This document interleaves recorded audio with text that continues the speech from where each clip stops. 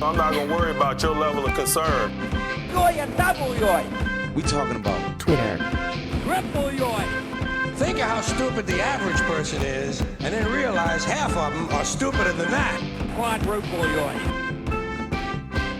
The Pittsburgh Steelers, not the Baltimore Ravens, as of this morning, are a playoff team. Coach T, besides my Lord and Savior, Coach T saved me.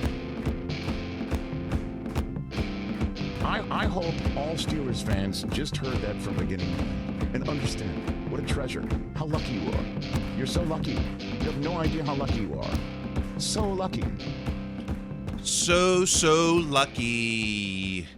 So lucky because of the benefits of technology. We can bring you another edition of What Yinz Talking About, the conversation about the Steelers' social media conversation, exposing all the hot and toxic takes out there on the internet and beyond. I'm Kyle Kreis, high on the hills at Universal City, Lipstick City, and in the 412 is Greg Benevent. Hello. How what are you waiting in line for the tailgate spots? Because you know that now Mrs. Kenny Pickett is going to get the good spots. Well, actually, on this, I'm actually hiding inside. I don't know if hopefully people haven't seen the news, but the last couple days there's been smoke from the fires coming down from Canada, to the point where the local news guy in the weather report actually had up on the screen, unhealthy for everyone, which is the description of the weather. But I, of course, thought of our podcast and the takes we go through and how would you classify them. I, too, would point to the thing on the board that says unhealthy for everyone. Surgeon General's warning, this podcast is unhealthy for everyone. On the ones and twos, we've got DJ, Denny G. Hey, everybody. It's good to be back. Oh, it's good to have you. And, they're already blaming Canada on stuff, on the weather. So we may as well get to the hits, but I guess we should tease coming up in the second half. Kenny's wedding, the questions you didn't know you wanted answered. We'll get to it. Like the cake, was the cake a bit much, Kenny? I don't know. And where was the cookie table? But that's coming up in the second half. And the player caught fibbing? I don't know. I tried to do some deep research onto this former Steelers claims. And I don't know if there's a tall tale. We might have a new legend, or is it just fake news? I don't know. Well, that's coming up in the second half. But first, like I said, we're going to play the hits. Blame Canada! Blame Canada! It's not just the bad weather making it unbreathable. Canada's making Pittsburgh unbreathable, said every fan for the past 2 seasons. Oh, man. Let's get to the takes. Starting with Alex Kozora. Last time the Steelers scored 30 or more points and won a game, November 15th, 2020, a 36-10 win over the Bengals. It's the NFL's longest streak. Sure hoping that changes in 2023. So, the most anemic offensive stretch ever, or just, I guess, in what, longest streak? Well, I mean, it's anemic. If we're defining anemic as not scoring 30 points, and while there's certainly a bit of point inflation that's gone on in the NFL, I'm not sure it's quite that steep. Not looking at it off the top of my head, I think that's the first time they played Burrow, right? Or the first time they played Burrow at Heinz Field, now Acrisure. So, yeah, I mean, that's disappointing, but I think the other part of it too is that, notice Kozora said scored 30 plus points and won a game. They've scored 30 plus points since. They didn't win the game. Yeah, well, it's like, who's counting points if we're not counting wins. It's not stacking wins, right? It all comes down to wins still. But if all of a sudden we start scoring 30 points, but we're still a 9-8 team? Is it still blame Canada at that point?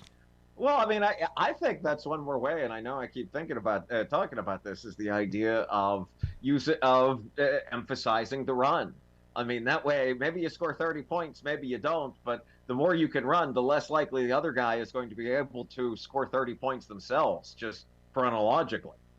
The best defense is a good offense. Is that what we're talking about? I don't know. Well, I think maybe the best offense isn't necessarily. Sure, you'd have the best offense be the one that scores a lot of points, but if you got a defense that's maybe not a lot of guys that are 22, 23 years old, maybe the best defense is one that's sitting on the sidelines a lot. Hey, no complaints there. Let's go to Adam Kurishi 1, Adam Q10. It's crazy how Matt Canada's predictable play calling is called out by his own teammates, opposing teammates, and even football analysts, and he's still our offensive coordinator. I'm just going to wait for Roger Goodell to start criticize Matt plays calling. Has our own teammates been calling out to Matt Canada? I certainly know the football analysts. I'll give him that much. But has our own teammates been calling out Matt Canada? I think and I don't want to speak for Adam Korishi 1 or Adam Q10, is that I wonder if by that he meant a lot of those anonymous comments that would be filtered through sports reporters throughout the year, basically, where they would say, hey, they're very unhappy with Canada. It all seems very predictable. I will say that, having followed this for a minute, this past year was the most I'd ever heard quotes from opposing players saying that the play calling was predictable. But I wonder now, in retrospect, if maybe part of that was A, a team that wasn't doing particularly well, and B, this was the first time, again, having a rookie quarterback in the social media era.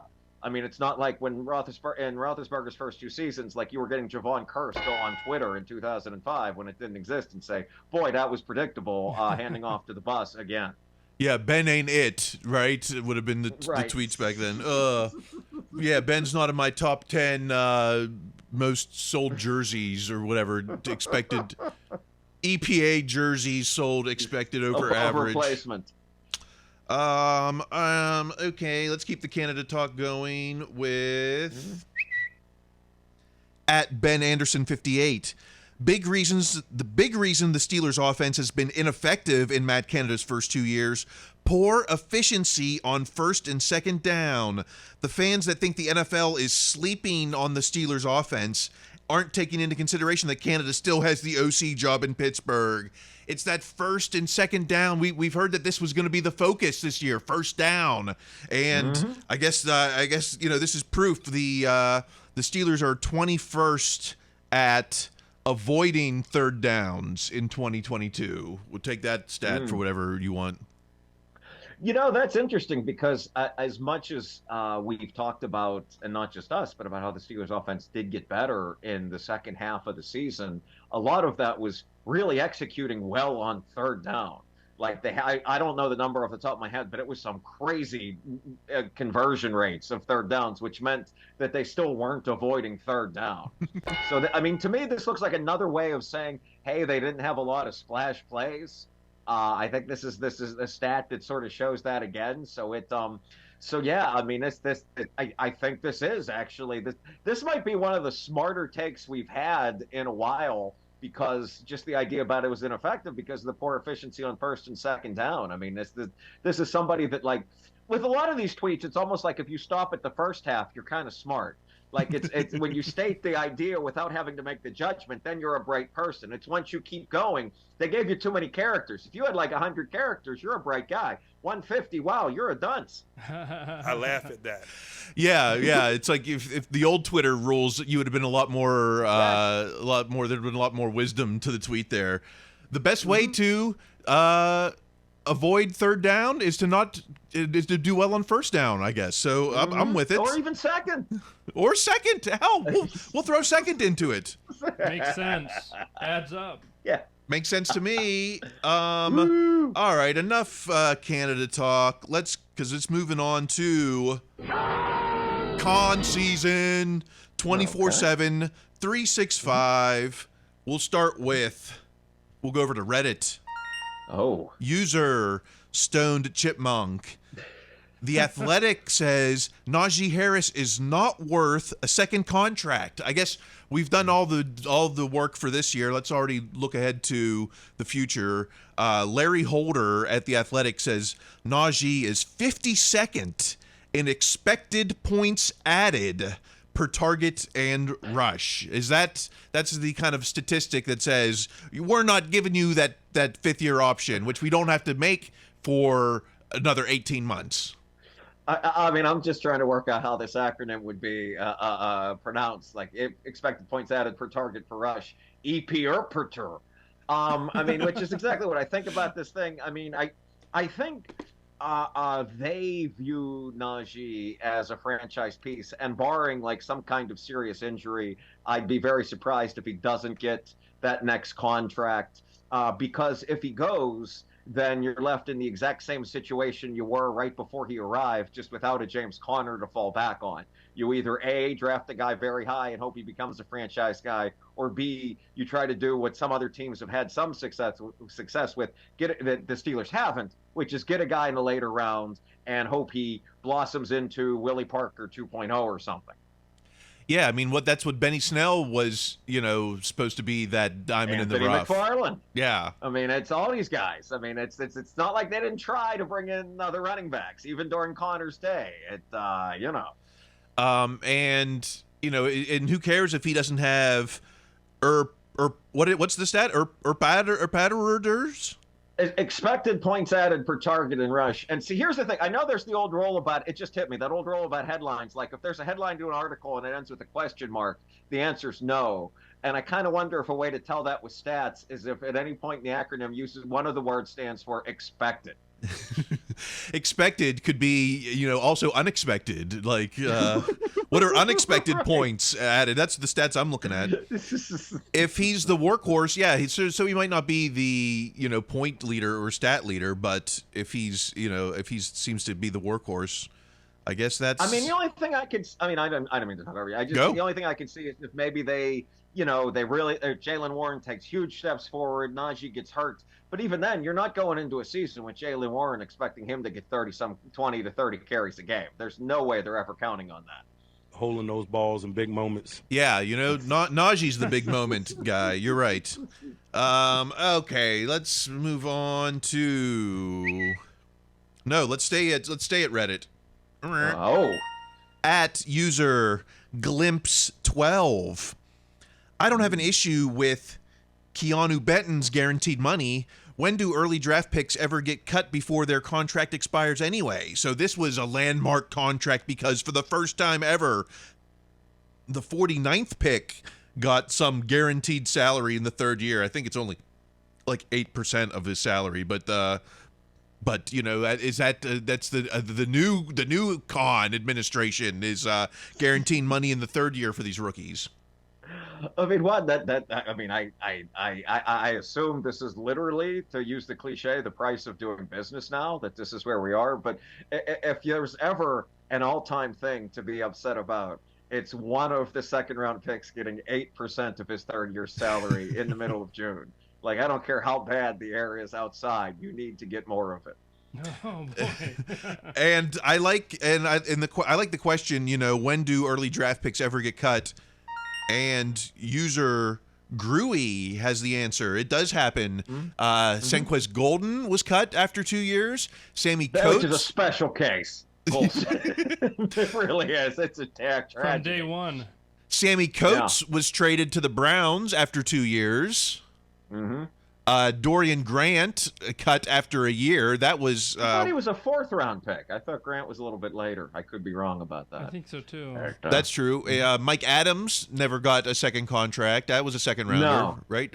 He was a huge bust, literally and figuratively. And of course, Lima Swede, the big bust. Alonzo Jackson, that's a second round bust. Scott Shields, 99. So There basically, was a long time, that the Steelers' second-round picks were just a disaster. I mean, it's some of you that go back as far as Kyle and I, that there was a long time where the second-round pick was a lot of Alonzo Jackson.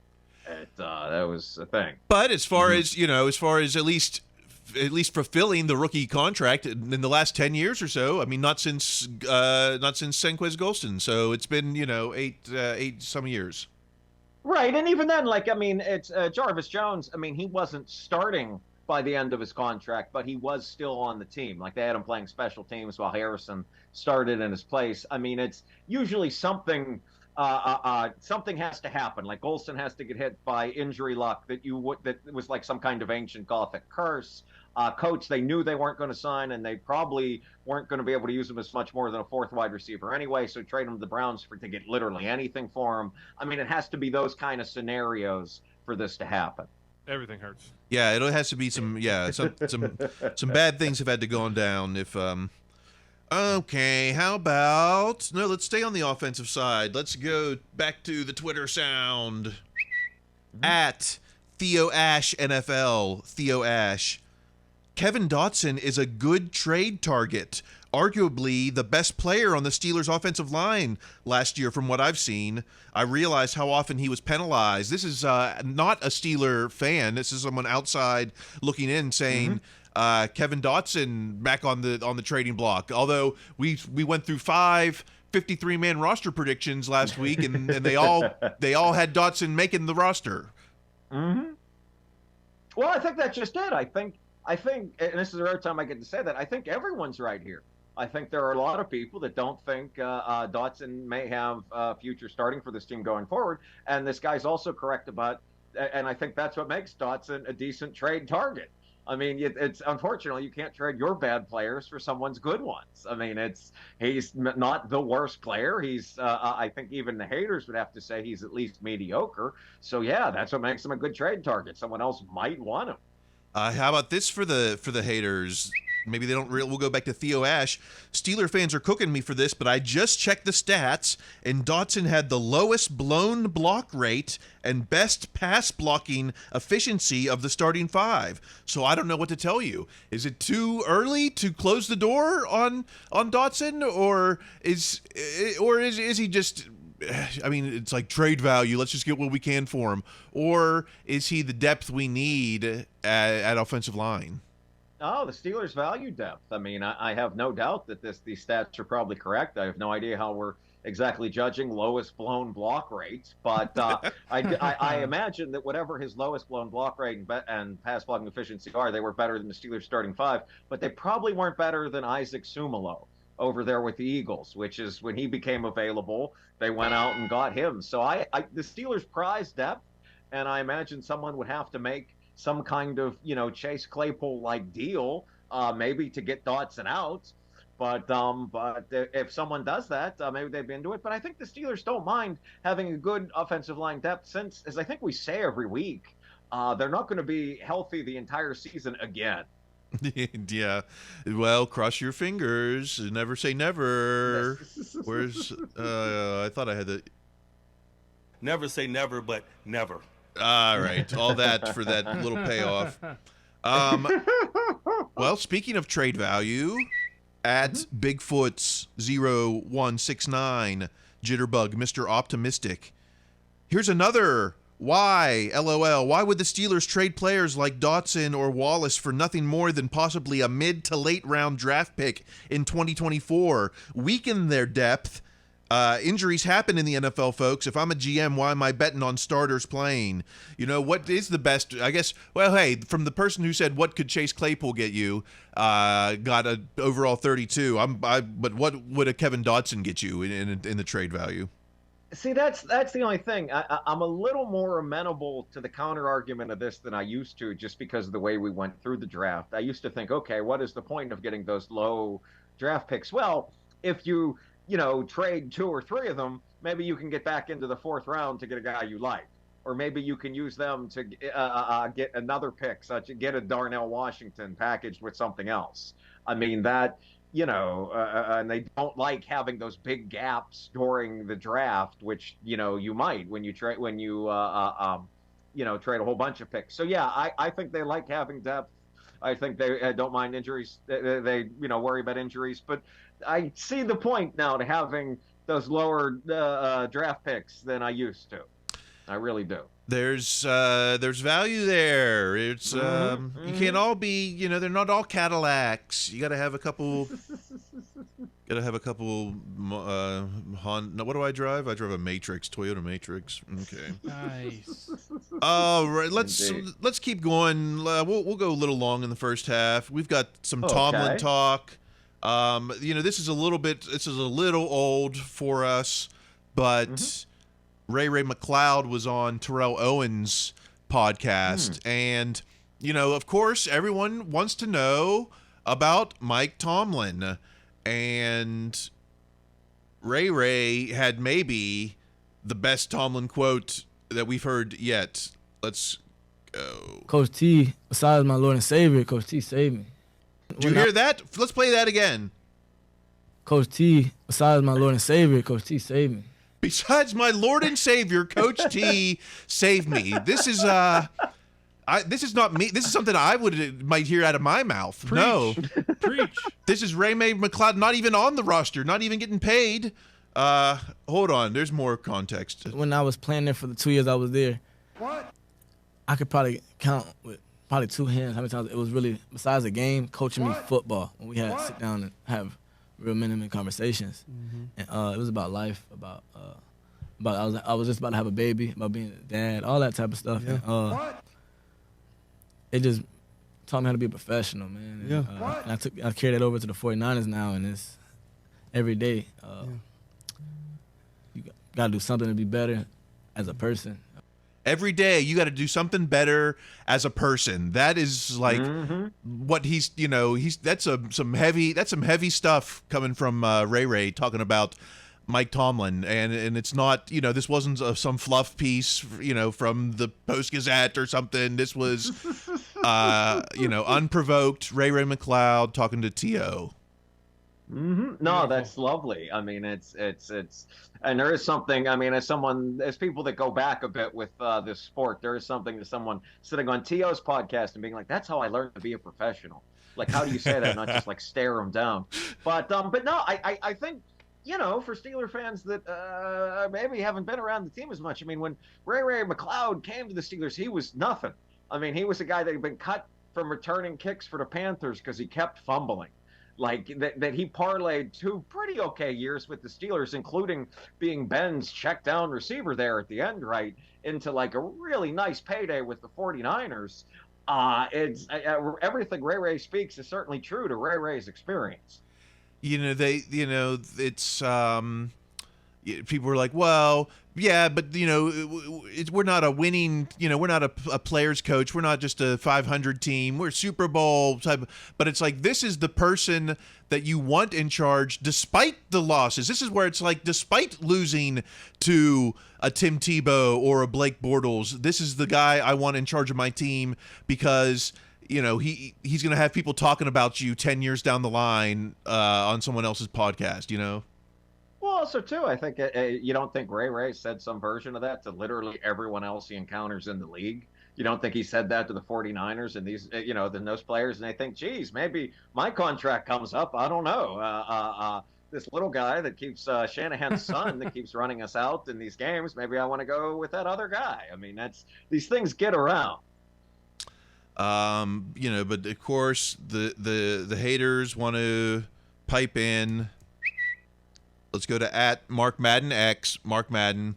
He's not a bad coach, but fanboys like you are going to radicalize this argument to help your position. He's not just elite. We get told Tomlin is elite. Why? Just because. But the evidence says otherwise. He will make the Hall of Fame because it's long since the Hall of Very Good. So, Madden's trying to be like, he's not a bad coach. He's just not a great coach. He's not elite. And I'm saying this is the stuff that makes him elite. It's not, you don't see people talking about Jeff Reed this way or, anyone who's not basically Belichick or the Cup of Kansas City. Well, Andy Reid, but Yeah. but I think what's important to see about this is that I think Madden realizes how much he has to alter this argument, even as a professional hater, simply to get it out. I mean, look what he concedes just in this tweet alone. One, he's not a bad coach, and two, he's going to the Hall of Fame. Yeah. If those are two of your 3 points, it's going to be hard to make up the middle. I mean, again, now we're back to, as is an ongoing joke everywhere, what exactly defines elite?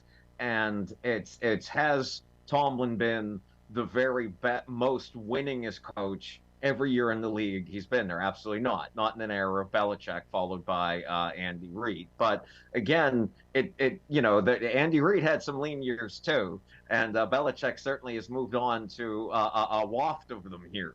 So there's something to be said for that consistency. I mean, what you said about him being an elite person in addition to an elite coach and having elite people skills is true. As a head coach in the NFL, those in isolation wouldn't be enough, but those with his winning record, that combined with the consistency that he's shown and that he's displayed, I think they have to be taken into account together. Oh yeah, exactly. It's like, yeah, it's 16 winning seasons and all these accolades, and and let's get a little outsider point of view at DJ Hooper 87, Tom Spockton DFS. People will bitch about the recent playoff drought, yet as a franchise, they're tied with the Cowboys with 36 for second all-time in wins. Just imagine being Minnesota fans or some of these other teams. It's the alternative isn't just Super Bowls and that's it. The alternative is like these playoff droughts that these other teams have that last years and years, if not decades. We've had a playoff drought now of without. It's not about making the playoffs without a playoff win now in 6 seasons, and it's like it's the lowest point in 3 generations. Since '88 or something. Yes, exactly. No, and that's exactly right. I mean, it's you don't necessarily want to compare yourself to the best, to the worst, but I mean, even if you don't say it's a best case scenario like the Patriots or the Chiefs, or even say it's a worst case scenario like the Texans or something, but even use Minnesota as a good example. The Vikings have won a lot of games in our time. I mean, in our lifetime, the Vikings have won plenty of games. They have yet to be to a Super Bowl, but they've won way more games than I bet you think they have. They certainly have than I thought when I looked at the number. But, there are a lot of teams that have good seasons, that have things break their way, and some things break their way, and then it just doesn't work out. So I think that's more the alternative. These teams that fall into a malaise that's much, much worse than the Steelers have had in the last 6 years. If these are your lowest points, then you're still very high up. Yeah, like Detroit last season is like a celebration, and they were like 500 or something. Absolutely. And CBS Sports at CBS Sports has the stats. Most NFL losses in the past 20 seasons. Steelers are second to last with 122. Only the Patriots have less with 92. And it looks like just eyeballing, the mean is somewhere between 160 and 180 or so. So we're well below average losses in the last 20 seasons. I know that's not all Tomlin in the last 20 seasons. No, but it's mostly Tomlin. Yeah. The Patriots are going to catch up pretty quick too. It does seem to be on that trajectory. I mean, obviously you can't predict the future, but yeah, it would be something for them to keep up anything close to that pace. But even we saw the metrics where most wins in the last 4 seasons or last 3 seasons, and the Steelers are in that level. And now we're looking at the last 20 seasons, and if you want to look at all time, it's just whatever the metric is. There's a Steelers team in your top.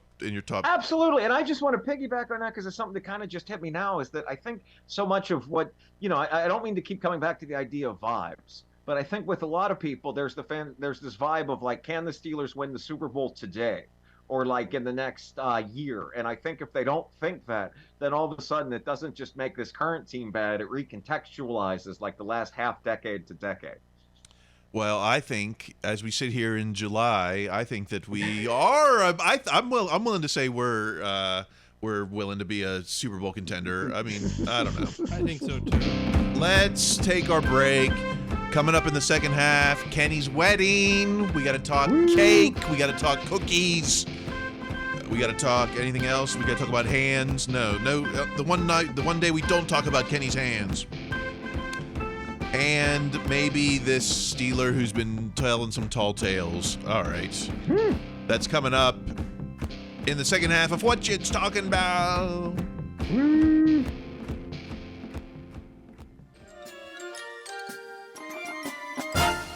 Oh, who are the people in Yinz neighborhood?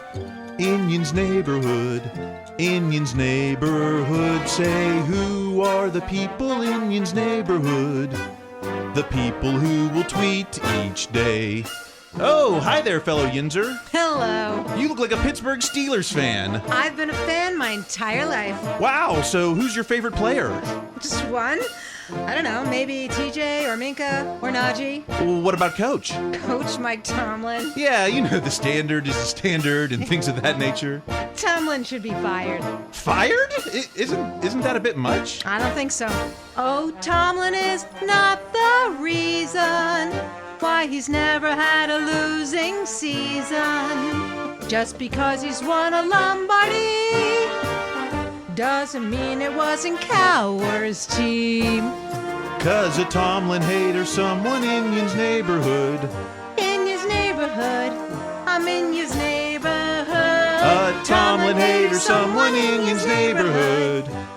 A person who will tweet each day. I'll see you around. All right. Hey, watch it. Where you going? To a fire? Ah, fire Tomlin. No, cut that out. Tomlin's not the problem. Thank you. The problem is the quarterback. This guy is the worst starting quarterback in Steelers history. Well, we'll find out in camp. Are you kidding me? The team's best hope is to tank and get the #1 pick. Well, that kind of feels like hyperbole to me. I'm the only one who's actually being realistic about this team. Oh, the Steelers really lost their way. I've been saying that like every day. I want everyone to look at me, so my opinion's always contrary. 'Cause a clout chaser is someone in Yinz neighborhood. In Yinz neighborhood. He's in Yinz neighborhood. And Tomlin haters, someone in your neighborhood. Well, they're the people that you meet When you're scrolling through your tweets, they're the people to delete each day.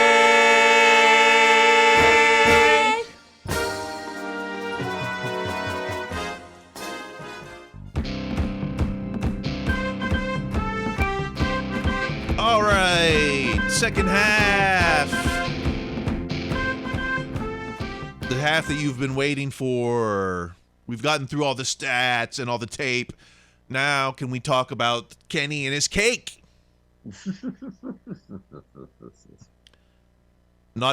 Actually, no. First. Oh my God! Groomed. Kenny, you bastards! Before we get to the wedding, there is some grooming. They're grooming Kenny in year 2. Specifically at Blitzburg. Over under 25 touchdown passes this year for Kenny Pickett. The replies were a lot of overs on 25. I don't know. I think 25 might be. I might be willing to take the under and the playoffs still. I actually kind of agree with you on that. I mean, let's say that Kenny's probably going to play 15 games just because a 17-game schedule is ridiculous, and I don't think any starter's going to play all 17 games. So that's 15 games at 25 touchdown passes. That's not quite 2 touchdown passes a game, but it's pretty close. They could win a lot of games where Kenny throws a touchdown pass or doesn't throw any, but Najee gets 1 or Jalen Warren gets 2 or something. I mean, it's another Connor Hayward end around at the 2-yard line, fullback dive or something. So I'll take under, and they still make the playoffs. But that's a great number for a bet. That's a good one to pick. Yeah. Well, keep in mind, Ben only threw for more than 25 touchdowns twice in the first 8 seasons. I know it's you can't compare Kenny to Ben, but look, I just did. Boom. I'm saying 35. Well, I think you can. No, I think you can there, just because again the emphasis then was let's run and control the ball, and that's sure what it looks like the emphasis is going to be this year too. And Denny says 35. Yes. Oh. Here's my logic. Darnell Washington, Gentry. We got tall basketball players at that 1 yard line. Najee's gonna get his. Jalen's gonna get his. But I think there's gonna be plenty of jump balls, and I think we're gonna be on the winning end of a lot of those. So I'm not saying Kenny's gonna be throwing 30, 40 yard ropes in for touchdowns, but that red zone efficiency is gonna go way up this year. Well, consider this. If you think that's a hot take, consider this. At Hot Steelers Hot Takes, the prolific and uber-talented Justin Herbert was 8th in the league last year with 25 touchdowns and was healthy all season. Kenny is concussion-prone, who just had the lowest TD rate the league has seen in the last 10 years, plus Canada, worst offensive coordinator in the NFL. But if Justin Herbert was 8th with 25, are you willing to put Kenny in top 10 numbers in year 2? Well, if anything, it makes me kind of devalue the idea of throwing 25 touchdowns, because Herbert, that team barely snuck into the playoffs, and when they did, they had one of the worst meltdowns you'll ever see. So, give me 25 passing touchdowns with another 20 rushing touchdowns. Okay. Well, even that, the Chargers have all kinds of problems with receivers and running backs that the Steelers won't. Yes, I'll take the under in the playoffs gladly. They're also pushing that Austin Eckler fantasy football agenda pretty hard. That's pretty obvious. Come on. It's like all 4 downs are going to give it to Eckler. All right, let's talk. Let's get to the wedding. The wedding heard around the world. This was so big it was covered by People magazine. I don't think TJ Watt got the People spread. Which is a shame. He should have. He definitely defensive player of the year. We're talking a year 2 quarterback. Come on. Let's go to at Rachel. Okay. Bunch of good-looking men. Super Bowl ring coming. Here's who we have confirmed at Kenny's wedding: Mason Cole, Christian Kuntz, Calvin Austin III, Presley Harvin in the house, Mitch Trubisky, QB2, and Captain still, who knows, Alex Highsmith, Deontay Johnson, with a drink in his hand, no hand problems there. Anthony Miller making the appearance, not even on the roster, but makes the appearance. Pat Freiermuth, Zach Gentry, I think he's grown even taller since last season, and Connor Hayward. Am I missing anyone else? There's 2 I can't identify. Here since I'm at the Rhodes Stadium, I don't have the picture in front of me, but I think it's nice that it would be weird to have. Someone be like, well, where's the younger guys? It's like, he met those guys 3 months ago. It's not like, hey, come to my wedding. That would be kind of bizarre. Like, notable absentee Mason Rudolph. It's not, he doesn't do the team activities, doesn't do the hang with the guys in South Florida. Not here at the wedding. George. It's you have. I know they had a big wedding, but you really have to invite everyone from the office to your wedding. You guys are married. I have not been married. I don't know. Did you invite everyone from the office there? Some. I don't know. Some. I can't say all. No, but I'm not projected to throw 35 touchdowns this year. I also didn't have 275 guests at the wedding. That's probably true. That's right. 207, and there were all kinds of Pittsburgh connections. Kent Chevalier, the team chaplain, I guess he officiated the nuptials. Cody Sobel, a friend of the show, he painted a picture for the couple. That was nice. I saw that. Yeah, there was a Steelers ice sculpture. So. That's that's a pretty penny. And that was above the shrimp. That was the thing I thought was very bizarre. Like I mean, I guess that's where you'd put it. I'm sure there's a reason to do it, but I'm thinking, man, do I really want to eat the shrimp underneath the ice sculpture? That's how you catch. That's how you catch a rat bird. They eat the shrimp under the. Okay, whatever. I've seen Drop Dead Gorgeous too many times. I'm not doing that. There was a 16-foot Don Julio tequila tasting bar. I guess the sponsorship opportunities were abundant. Okay. In fact, here was the reception menu. There was a sushi bar. There was a raw bar. There was a lobster bar. There was an Italian station, which is separate from the pasta station. My God. There was a ribeye carving station. There was a tuna loin station. There was ropa vieja. There was wow. There was and that was just the dinner menu. Then they had late night snacks like a homemade pizza station, gourmet burger truck if you didn't have enough ribeye. Gourmet tacos. I don't know what make a gourmet taco, but they especially had as a snack. Yeah.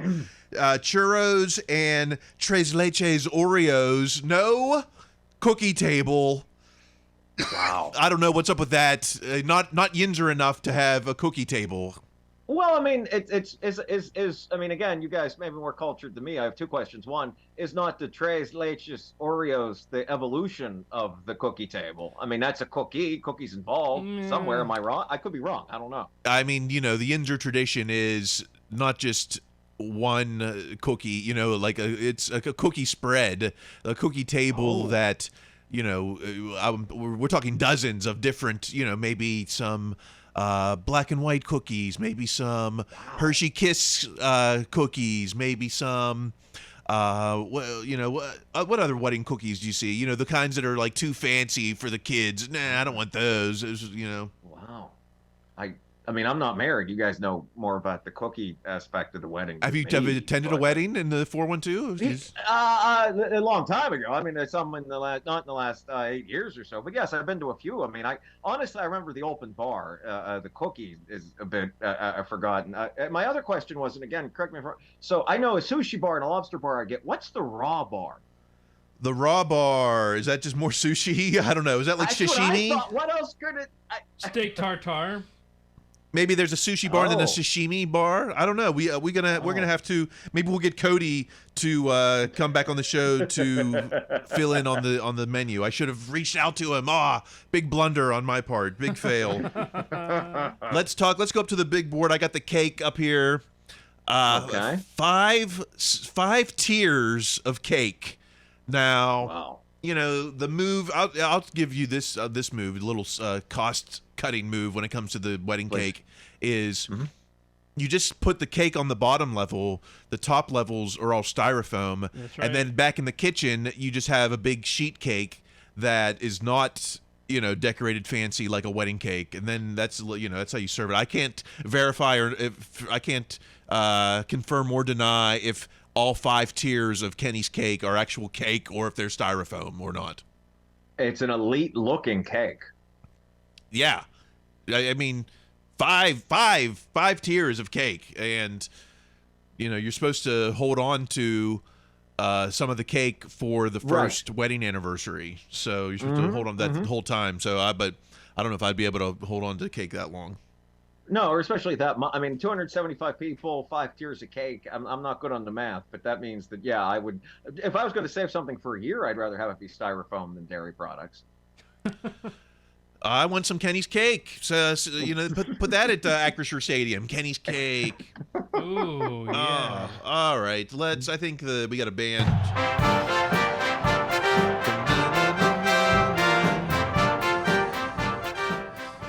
Congrats to Kenny and Absolutely. his bride. Congratulations, Kenny. Paternoster? That's a hell of a last name, but. Well, I mean, and also too, right? This is the one he grew up with. It's not like he got drafted first overall and went out and got married immediately. I mean, this is real fairy tale stuff here. Yeah, well, the fairy tale better end with a ring. If any sports movie doesn't end with a wedding scene, ends with a championship. Okay, so this better be a sports movie, not a rom-com. Yeah, I was going to say this is better not star Freddie Prinze Jr. Yeah, this better star Kevin Costner. Yeah, there you go. Or someone Love of that it. ilk, someone of that ilk. Okay, some odds and ends, starting with at PGH Steelers Now. Home of the over?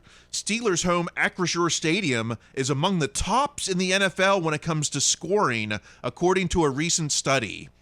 So, is it? Let's look at this recent study. They're looking at over-under and times teams have scored the over. And yes, the Steelers are the 10th. They come in 10th when it comes to scoring the over. But what is 10th? It's 42 overs, 40 unders, 1 push. It's basically completely even, 50-50. Well, there's a few problems I have with this. One, if I'm saying someone is among the tops in it and they're 10th out of 32, that's hard for me to say they're among the tops, depending on how you're defining among the tops. I'd say top third, which would still be surprising, but it wouldn't have us talking about this tweet. Secondly, there's that dirty word again, expectations. How many times do you think in the last so many years they've thought, okay, this offense isn't very good with an old Ben or a young rookie, or two, they've thought, hey, this defense is very good when maybe it let up a lot of points in a game, and those are two separate reasons. If you overweigh either of those in terms of expectations, you're going to have an under that's unnaturally low. But you can't make any conclusions here. It's not like, oh, we're in Acrisure, bet the over, because 40 out of 43 or whatever, 42 out of 40 whatever, out of 84. Exactly. So you have reasoned your way back into 49% as opposed to 50. This is the advantage you have given yourself betting wise. And that's not I don't roll with that. I need something more substantial. Let's go. Okay. At Steelers Nation. Wow. Ben Roethlisberger hooked up Plexico Burress with a bag. So who is this? This is the Carlton Show had Plexico Burress on, and he's talking about Plex is talking about a situation in Buffalo. He thinks it's week 14 where the team was 15-1. So he's talking about 2004. And he says it was pouring down rain, and I said to Ben, look, dog, I need 5 catches to make like 650,000. We were only playing 2 series. The coach had told us that. We would call a run play, and we'd get to the line of scrimmage, and Ben would just look at me, raise his eyebrows, and throw the ball at me. So I caught like 5 balls for 3 yards. After I caught that 5th ball, we went to the sideline, and Ben was like, you owe me. What an awesome, cool story. Ben getting someone paid.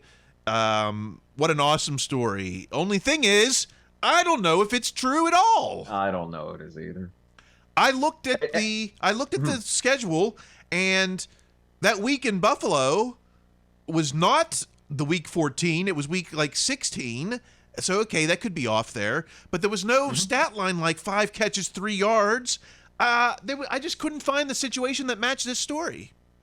Well, what is interesting about this is that I remember very clearly at the time, because I had yet to move to Los Angeles and listening to sports talk radio with my parents, there was a lot of rumors at the time that one of the major reasons they didn't re-sign Plax was that Ben and Plax were making up their own plays that were going against what was being called. And a lot of people shot this down as being false. So it has like a bit of like an alligators in the New York sewers feel to it, where some people may, is it true? Is it not? Is it exaggerated? Is it? I mean, I can believe this kind of thing happened because there really were rumors about it at the time. I don't think that's why they didn't sign Plex in 2004. If I remember correctly, the Giants threw a lot of money at him. But if it didn't happen exactly like this, because this is very Hollywood, like, rising guitar music behind it, but something like this may have happened somewhere along the way that year. I tried looking. I don't know. I couldn't find the evidence of it. And yeah, you would think something like that, even the announcers of a game would pick up. Like, looks like Ben's really trying to get Plex the ball, for these 3 catches, 5 yards type of thing. I don't know. But again, the only reason I do put some stock in maybe it happened was just that there were so many rumors at the time that sports reporters were talking about that the coaches were upset that Ben and Plex were making up plays together. So, I mean, maybe something happened somewhere in that season, and that particularly talked about after the season. So it wouldn't be entirely, I mean, I don't think it happened just like this, but something like this may have occurred. We can't speculate and recollect. Well, maybe I don't know. I'm speculating a little, but I'm not saying that. I don't know. Maybe and I'm it's just barely recollecting myself. Yeah. So it's only been 19 years. A little recollection there. Okay. Let's give the final word to Washington Wild Things. July 15th. Come support Cam Hayward, Kenny Pickett, Real Britt Baker when they lead Team Berg versus Team World. All proceeds benefit Hayward House, including exclusive autographed event jersey and memorabilia. The Cam Hayward Celebrity Softball game is back. Last year was some all-star rosters. This year, I don't know if they're pulling out for Cam this year. We've got, all right, Cam Hayward, Kenny Pickett. This is Team Berg. Yeah, Team Berg. Mm-hmm. Cam, Kenny, Alex Highsmith, Pat Fryermuth, Connor Hayward. That's the extent of the players. No Mitch, not even best friend Mitch isn't coming out for this one.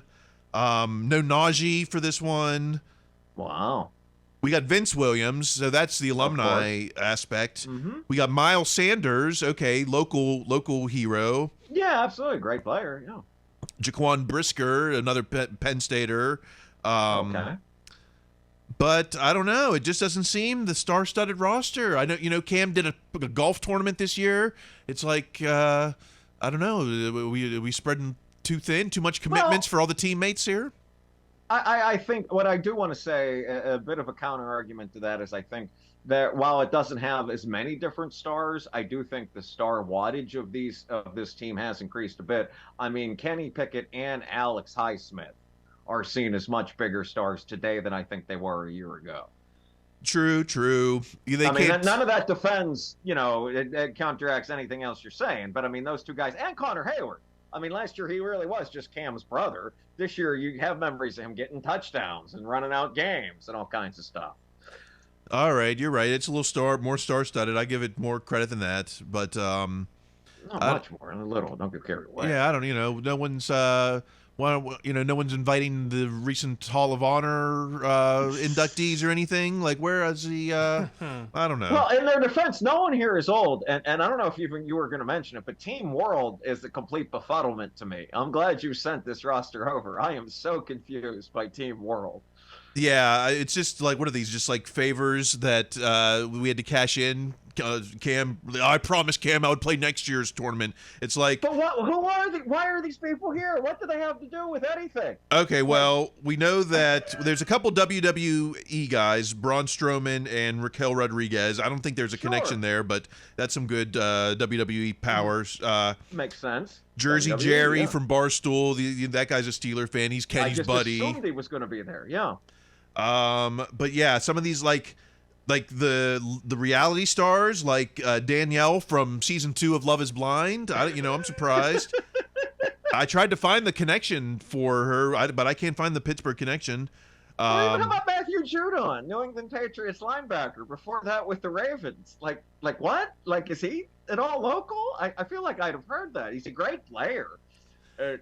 Yeah. Speaking of all local, where's the running back for the Giants? Went to Penn State. Why can't I think of anyone's name? Right, exactly. Saquon, yeah. who is? I think he's an Eastern Pennsylvania kid, but he's still a Pennsylvania kid. He's certainly probably closer to Pennsylvania than you also have your Kenneth Walker III, who had a fine season for the Seahawks. But again, as far as I can tell, he went to Michigan State, right, and then Seattle. So no, I mean, it just seems like a weird collection of people that didn't have anything to do that day in July for some reason.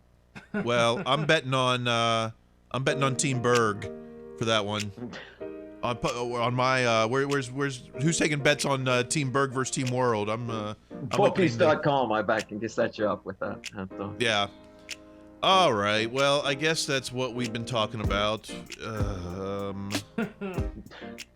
That's what we've been talking about. Okay, I don't know. We're trying to, I feel like we got 3-4 different things going on between cameras and Zooms and audio and. You guys are warriors. Does this even make sense? I can't tell. I don't know. Close enough. Why? I do this, I'm like Ray McLeod. I'm trying to come to work every day and try to be better, and then You're doing it, man. You're doing it. Yes, yeah. you are. Yes, you are. Well, if you keep listening to this pod, but if you made it to this point in the pod, then maybe you should follow us on social media. I am at Kyle Kreis. Greg, where can we find you? At Greg Benevent, B as in Bravo, E-N-E, V as in Victor, E-N-T. Mostly on Instagram these days, but I'm around. You can see us every Saturday at Flappers Comedy Club in Burbank. That's right. Denny, what about you on social media? Yeah, I'm at featuring Denny Glasser. There you go. We'll see you. We'll keep the conversation going there. Until next week, keep listening to your coach, your best coach, your elite coach. Be their best selves. That's going to be required. Stay in school.